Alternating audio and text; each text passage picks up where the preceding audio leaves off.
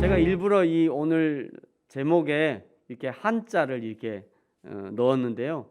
독생자라고 하는 이 단어가 한자어이기 때문이기도 하고, 요즘은 워낙 이 한자를 잘 안 쓰기 때문에, 예전에는 신문에도 이렇게 다 한자하고 한글이 혼용으로 해서 이제 신문도 나왔는데, 요즘 이제 신문도 잘 그렇게 안 하고 있고요. 요즘 참 이게 보기가 어려워요. 한자를 보기가. 또 성경에도 한자어는 이게 한자를 써도 좋을 것 같은데, 아니면 애초에 한자를 쓰지 말든지요. 근데 이제 한자를 같이 쓰고 있기 때문에, 오늘 독생자라고 하는 이 단어가 한자어이기 때문에 일부러 한자를 이렇게 제목에 넣습니다. 이 독생자라고 하는 한자의 뜻은 무엇이냐면, 홀로 독 날생 아들자. 그러니까 오직 유일한 한 사람, 홀로 독이니까요. 오직 유일한 한 사람, 이런 의미죠. 오직 유일한 하나님의 아들, 이런 의미가 포함되어 있습니다. 여기 태어나셨다는 것은 하나님이 인간으로 태어나셨다는 그런 의미입니다. 하나님이 인간으로 태어나셨다는 것은 하나님이 원래 하나님의 모습으로 있었다가 다시 인간의 모습으로 태어나셨다는 그런 의미가 있죠. 그러면 하나님은 원래 어디에 계셨냐? 요한복음 1장 1절에 하나님이 원래 있으셨던 것을 분명하게 우리에 알려줘요. 1장 1절 2절에 보면요, 태초에 말씀이 계시니라. 이 말씀이 하나님과 함께 계셨으니 이 말씀은 곧 하나님이시라. 그가 태초에 누구와 함께 있었다고요? 하나님과 함께 있었다라고 말씀하죠. 태초에 하나님과 함께 계셨던 그가 곧 예수 그리스도다, 이렇게 말씀하고 있는 것입니다.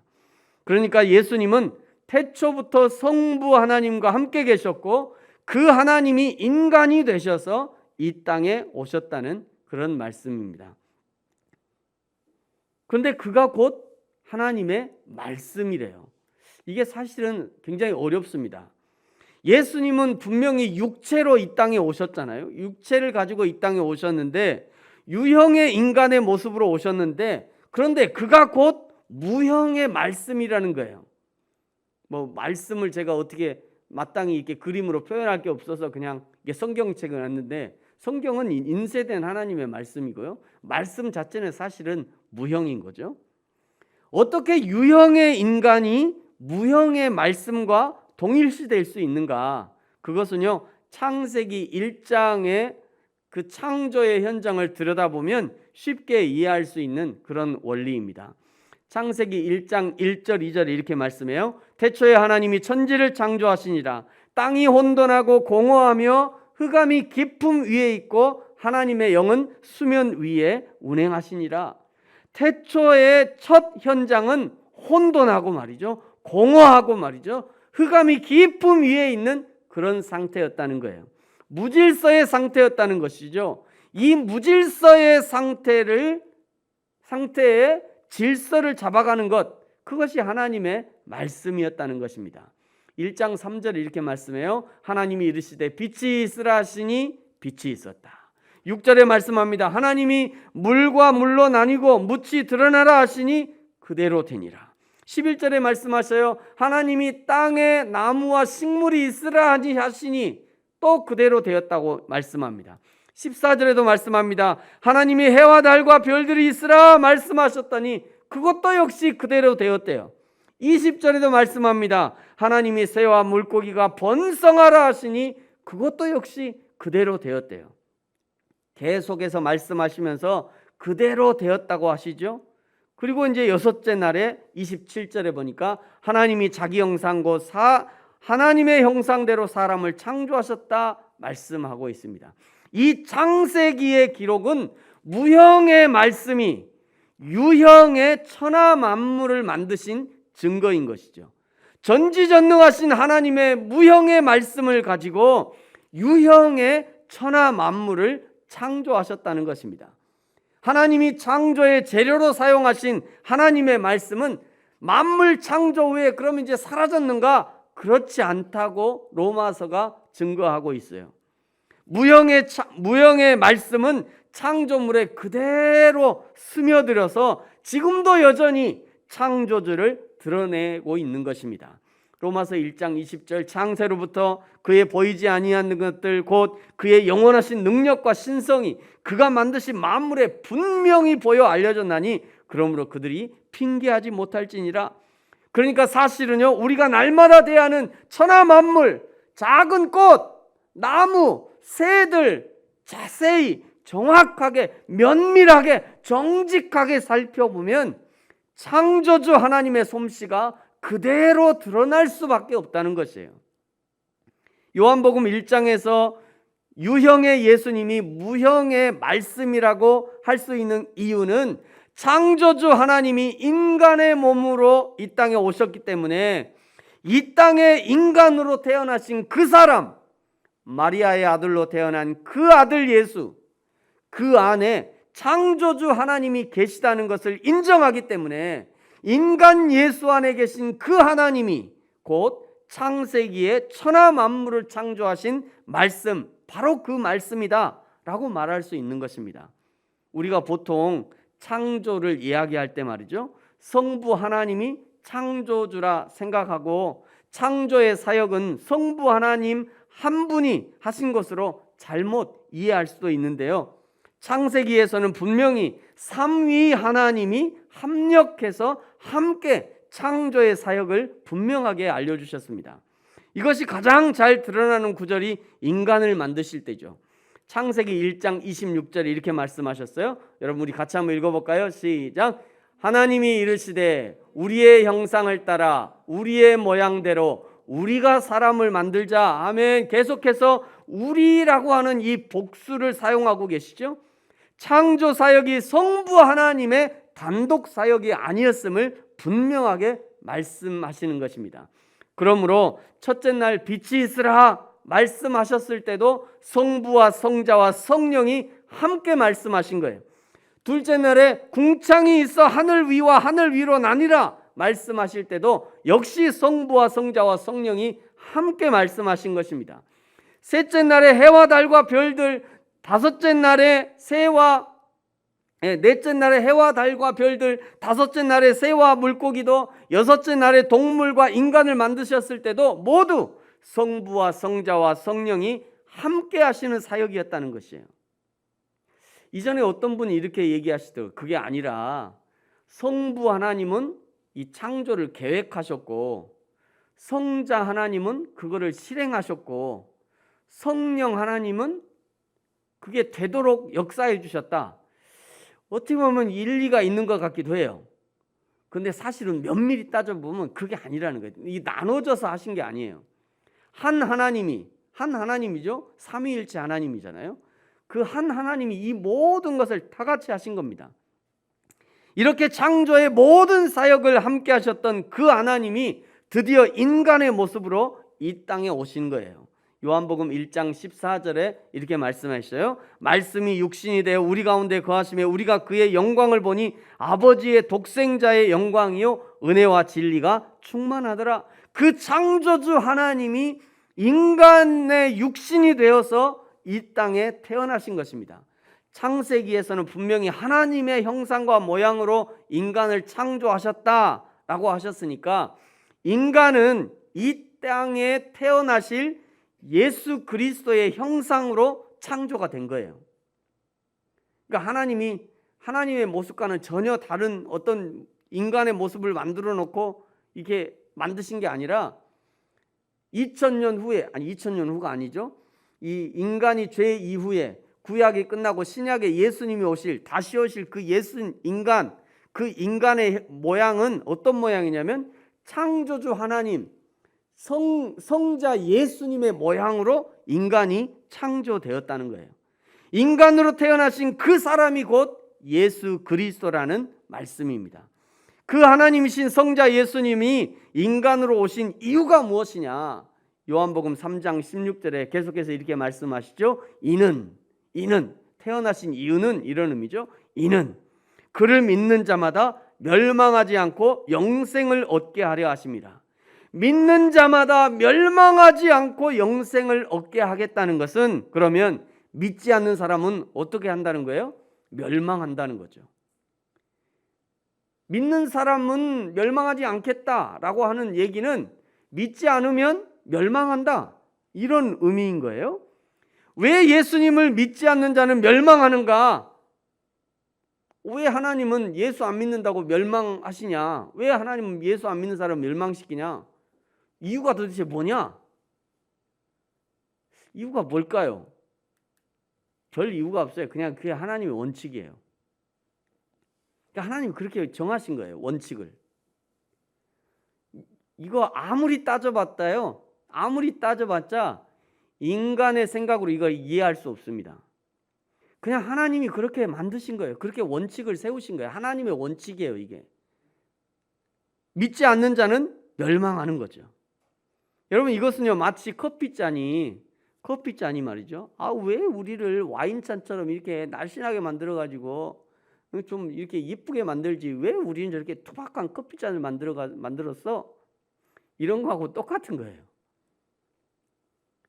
잔을 만드는 사람이 커피잔은 커피를 담기에 적당하게 만든 거고, 와인잔은 와인을 담기에 적당하게 만든 거예요.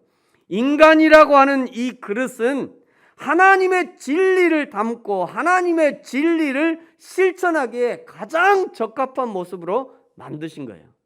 뿐만 아니라 인간의 모습은 창조주 하나님의 속성을 가장 잘 나타내는 상징적인 모습으로 만드신 겁니다. 그래서 창조의 현장에서 이렇게 말씀하신 거예요. 하나님이 이르시되 우리의 형상을 따라 우리의 모양대로 우리가 사람을 만들자. 그러므로 사랑하는 성도 여러분, 저와 여러분은 늘 이런 자부심을 좀 가지고 사셔야 돼요. 어떤 자부심이냐? 나는 하나님을 닮았다, 이런 자부심. 따라서 해볼까요? 나는 하나님을 닮았다. 다시 한번, 나는 하나님을 닮았다. 이 얘기 하시다 보니까 좀 늙으신 분은 내가 좀 망가졌네. 아니, 그게 아니에요. 여러분, 그게 아닙니다. 하나님의 눈으로 보면 세상에서 가장 아름다운 거예요. 하나님을 닮은 가장 아름다운 사람. 여러분, 한 번 더 따라해 볼까요? 나는 하나님을 쏙 빼닮았다. 시작. 다시 한번, 나는 하나님을 쏙 빼닮았다. 예, 여러분, 이것이 사실입니다. 이것이 진실이에요. 하나님이 하나님을 쏙 빼닮은 인간 속에 담으시려고 하는 그 진리가 무엇이냐? 1장 28절이에요. 여러분, 1장 28절 좀 깁니다만 같이 한번 읽어볼까요? 시작. 하나님이 그들에게 복을 주시며 하나님이 그들에게 이르시되 생육하고 번성하여 땅에 충만하라. 땅을 정복하라. 바다의 물고기와 하늘의 새와 땅에 움직이는 모든 생물을 다스리라 하시니라. 아멘. 이 하나님의 진리대로, 하나님의 말씀대로, 하나님의 계획대로 인간이 세상을 살아갈 때 창세기 12장에 아브라함에게 주셨던 복을 누리며 살게 하시는 것, 이것이 하나님의 계획입니다. 12장에 이렇게 말씀하셔. 아브라함에게 하신 말씀이에요. 내가 너로 큰 민족을 이루고 내게 복을 주어 내 이름을 창대하게 하리니 너는 복이 될 거야. 너를 축복하는 자에는 내가 복을 내리고 너를 저주하는 자에게는 내가 저주할 거야. 땅의 모든 족속이 너로 말미암아 복을 얻을 거야. 이것이 하나님의 복이라는, 이것이 하나님의 계획이에요. 아담에게 선포되었던 에덴의 복이 아브라함에게 전달되고 결국 세상 모든 사람에게 전달되어야 할 복이 바로 이 복이라는 거예요. 여러분, 그런데 이 복을 인간이 스스로 깨버립니다. 그것이 이제 창세기 3장에 등장해요. 사단 마귀의 속임수죠. 그런데 뱀은 여호와 하나님이 지으신 들짐승 중에 가장 간교하니라. 뱀이 여자에게 물어 이르되 하나님이 참으로 너희에게 동산 모든 나무의 열매를 먹지 말라 하시더냐? 여자가 뱀에게 말하되 동산 나무의 열매를 우리가 먹을 수 있으나 동산 중앙에 있는 나무의 열매를 하나님의 말씀에 너희는 먹지도 말고 만지지도 말라. 너희가 죽을까 하노라. 이게 틀렸어요. 벌써 여기서부터. 하나님 만지지 말라 얘기 안 하셨어요. 보지도 말라 이런 얘기 안 하셨어요. 먹지 말라 하셨지. 근데 하나님은 너희가 먹으면 정령 죽으리라 하셨는데 하와가 얘기한 죽을까 죽을지도 몰라. 뱀이 생각한 거예요. 얘 잘 모르는구나. 얘 하나님 말씀 잘 몰라. 그래 뱀이 팍 치고 들어온 거죠. 뱀이 여자에게 이르되 너희가 결코 죽지 아니하리라. 너희가 그것을 먹는 날에는 너희 눈이 밝아져 하나님과 같이 되어 선악을 알 줄 하나님이 아심이라. 그 다음에요, 이 여자가 그 열매를 따먹고 자기와 함께하던 남편에게도 줬대요. 아담이 하나님 앞에 직접 들었으니까 여자가 말이죠, 이 선악과 따가고 당신 나 이거 한 입 먹었는데 되게 맛있다. 당신도 먹어. 이 여자가 그냥 뭐 하는 짓이야? 막 이랬으면 모르겠어요. 근데 또 낼름 또 그걸 받아 먹어요 또. 여러분, 이것을 죄의 시작이라고 하는 겁니다. 죄가 이렇게 시작된 거예요. 창세기 3장에서요. 하나님은 천지 창조의 시작부터 오직 말씀으로 세상을 다스리는데 그 말씀을 인간이 듣기 싫어하고 오히려 말씀과 반대로 가버리는 것이죠.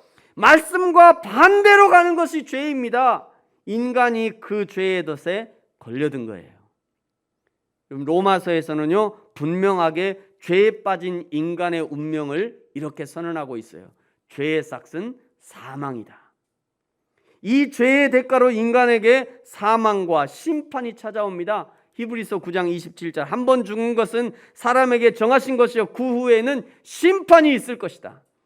이제 이 땅에 하나님이 아담에게 주셨던 에덴에서 영원히 하나님과 함께 사는 이 살 사람은, 영원히 하나님과 함께 살 사람은 이 세상에 단 한 사람도 없는 거예요. 인간은 죽음이라는 족쇄를 달고 평생을 죽음의 공포에 쫓기며 살아야 하는 것입니다. 인간은 죽지 않으려고 밥을 먹습니다. 죽지 않으려고 돈을 벌어요. 죽지 않으려고 성공하려고 하는 겁니다. 죽기 싫어서 명예를 쫓아가는 거예요. 죽음의 공포를 이겨보려고 쾌락에 집착하는 것입니다. 이 얼마나 비참한 인간의 모습입니까? 영생토록 창조주 하나님과 에덴 동산에서 행복하게 살도록 창조되었던 인간이 한순간에 그 모든 에덴의 축복을 잊어버리고 죽음에 쫓겨 사는 인생이 되어버린 거예요. 그러나 오늘 요한복음 3장 16절에서 말씀하시죠. 여호와 하나님이 그 인간의 비참함을 끝까지 보고 있을 수 없으셨어요. 왜냐하면 그 인간을 사랑하셨기 때문입니다. 인간을 사랑하시는 하나님이 인간 구원을 위한 밧줄을 하나 내려주시는데 그가 곧 인간의 몸으로 이 땅에 오신 예수 그리스도셔요. 그것을 요한복음 3장 16절이 설명하고 있는 거예요. 하나님이 세상을 이처럼 사랑하사 누구를 주셨다고요? 독생자를 주신 겁니다. 하나님은 독생자를 주셨어요. 이게 중요합니다. 하나님은 독생자를 주셨어요. 이 독생자 외에 다른 대안이 없습니다. 유일한 대안이에요. 그래서 독생자인 거예요. 그 독생자 예수 그리스도를 믿으면 멸망하지 않고 영생을 얻지만, 그러나 그 독생자 예수 그리스도를 믿지 않으면 인간은 여전히 죄의 족쇄 아래 죽음의 공포에 여전히 짓눌려 살게 되는 것입니다. 그래서 요한복음 17절 이하에요, 16절에 하나님이 세상을 사랑하사 이처럼 사랑하사 독생자를 주셨다. 그를 믿는 자마다 멸망치 않고 영생을 얻게 하시라. 16절에 이렇게 말씀하셨는데 17절 이하에는요, 하나님의 영생을 소유한 자의 생활 원리를 말씀하셔요. 여러분, 17절 이하의 말씀에 귀를 기울여 들으셔야 합니다. 우리는 보통 16절은 하나님의 사랑과 구원을 주시는 말씀으로 어려서부터 그냥 달달 외워요. 교회 가면 어려서 제일 먼저 노래하는 게 아마 이거일 거예요. 하나님이 세상을 이처럼. 아주 이거는 어려서부터 달달 외우게 만들어요. 근데 17절부터는 몰라. 그 17절에 뭐가 있는지. 근데 여러분 잘 들어보십시오. 17절부터는요, 구원 얻은 인간이 어떻게 살아야 하는지를 말씀하시는 너무도 중요한 말씀이에요. 너무도 중요한 말씀. 여러분 매우 중요한 말씀입니다. 주의 깊게 들어보십시오. 17절에 이렇게 말씀하셔요. 17절에 하나님이 그 아들을 세상에 보내신 것은 세상을 심판하려 하심이 아니요 그로 말미암아 세상이 구원을 받게 하려 하심이라. 18절 그를 믿는 자는 심판을 받지 아니하는 것이요 믿지 아니한 자는 하나님의 독생자의 이름을 믿지 아니하므로 벌써 심판을 받은 것이다. 그러니까 지금도 예수님 안 믿는 사람은 이미 심판을 받은 거예요. 아직 예수님 안 믿는 사람은 이미 심판을 받았어요. 벌써 그들의 운명은 이미 정해진 거예요. 아직도 예수 안 믿는 사람은 이미 심판을 받은 거예요. 19절 그 정죄는 이것이니 곧 빛이 세상에 왔으되 사람들이 자기 행위가 악함으로 빛보다 어두움을 더 사랑한 것이라. 그걸 보면 안다는 거예요. 빛을 진리를 사랑하는 것이 아니라 어두움을 사랑하는 것, 그것이 그 증거라는 거예요. 20절 악을 행하는 자마다 빛을 미워하며 빛으로 오지 아니하냐니 이는 그 행위가 드러날까 함이라. 21절 진리를 따르는 자는 빛으로 오나니 이는 그 행위가 하나님 안에서 행한 것임을 나타내려 함이라 하시니라. 여러분 참 신기하죠? 이상하게도요 진리를 따르지 않는 사람은 스스로 하나님 앞에 나오는 것을 꺼려하고 두려워합니다. 참 신기해요. 왜 그럴까요? 그가 진리를 따르지 않고 어둠과 거짓을 따라 행했기 때문이에요. 여러분 이거는 교회에 오고 안 오고 그 얘기하는 거 아닙니다. 그 얘기하고는 다른 얘기예요. 자기 스스로가 늘 어둠에 다니는 사람들은요 빛으로 하나님 앞에 나오기를 두려워해요. 꺼려한다니까요. 하나님 앞에 가는 거를 두려워해. 그게 뭐냐면 자기가 어둠에 있다는 증거인 것이에요. 그러므로 사랑하는 성도 여러분, 오늘 하나님의 독생자 예수 그리스도를 믿으시기 바랍니다. 예수님을 믿는다는 것은 태초에 말씀하셨던 그 하나님의 말씀을 따라 살아간다는 의미가 있는 것입니다. 예수를 믿는다는 것은 어둠을 버리고 진리의 빛으로 오신 예수 그리스도를 따라 사는 것을 말씀하는 거예요. 예수를 믿는다는 것은 더 이상 죄악 가운데 나를 머물게 하지 않고 이제 일어나서 하나님의 의 가운데로 걸어 들어가는 것을 의미하는 것입니다. 예수를 믿는다는 것은 성경책 들고 주일에 교회 예배에 참여하는 것만이 아니라 하나님이 인간을 창조하신 그 원래의 목적을 알고 그 원래의 목적대로 살아간다는 의미가 있는 것이에요. 창조의 목적대로 살아가면요 하나님이 태초에 약속하셨던 생육하고 번성하고 충만해지고 정복하고 다스리는 만복의 복이 되는 복된 삶이 회복되는 것입니다. 그것이 하나님의 약속이에요. 창조의 목적대로 살아가면 나를 통해서 세계와 열방에 하나님의 복이 흘러가게 되는 그 첫 출발이 되어지는 것입니다. 예수님을 이 땅에 보내신 목적, 예수님이 스스로 이 땅에 오신 목적이 바로 이것인 거예요. 예수 믿는 자를 복의 사람으로, 복의 근원으로, 복 자체로 변화시키기 위해서 예수님이 이 땅에 오신 것입니다. 이 땅에 세우신 교회는요 바로 그런 복된 사람들이 모이는 곳이에요.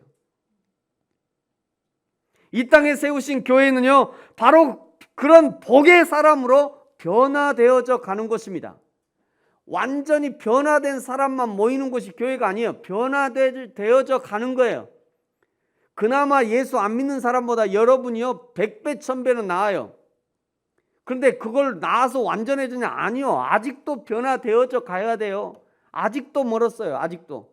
우리가 하나님 앞에 서는 그날까지 우리의 성화는 계속 되어져 가는 거예요. 계속 변화되어져 가는 겁니다. 그것이 바로 교회라는 거예요. 이 땅의 교회는 그 하나님의 복을 선포하고 그 하나님의 복으로 사람들이 돌아올 수 있도록 초청하고 자리를 마련해 주는 곳, 그것이 바로 교회의 의미라는 것이에요. 바로 이것을 위해서 독생자 예수 그리스도를 이 땅에 보내주신 것입니다. 저와 여러분이 그 독생자 예수를 믿어 이 하나님의 복을 누리기 원하는 것, 바로 그것이 하나님의 마음인 것이에요.